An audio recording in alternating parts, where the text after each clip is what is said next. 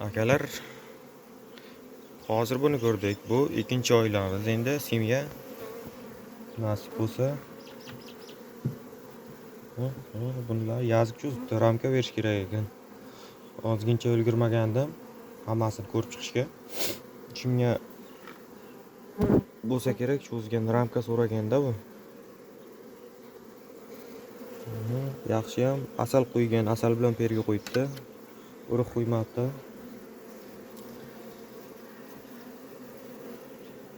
Bitta ramka berish kerak bunga.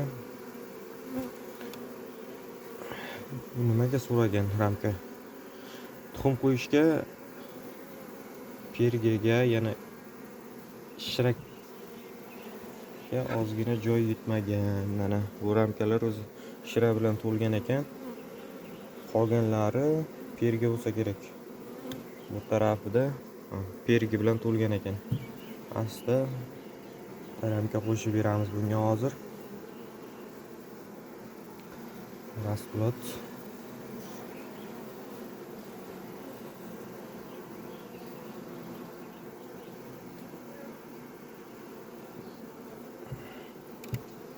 Asalarni zich holatda saqlash kerak.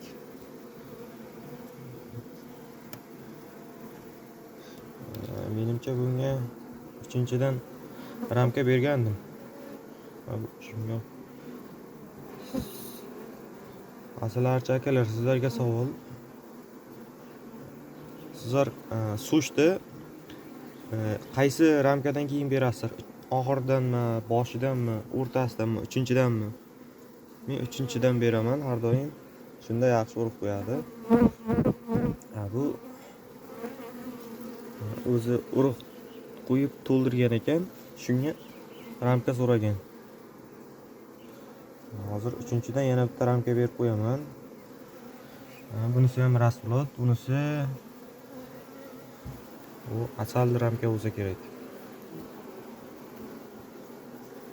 Ovqat, perga, kulchang. Xudo xohlasa bunisi ham to'libdi.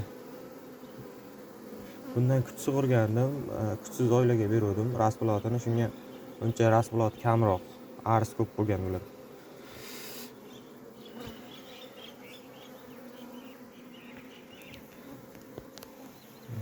Bitta ramka berish kerak. Qaranglar, men 1-2 ta ramka tashlab, 3-dan qo'yaman sushni. Ba'zilar orqa tarafdan qo'yadi. Men bu eng oxirgi ramka bo'lsa, shuni orqasidan qo'yar ekan. Sizlar qaytib berasizlar? 3-dan qo'ygan yaxshimi yoki orqa tomondan ramka berib borgan yaxshimi?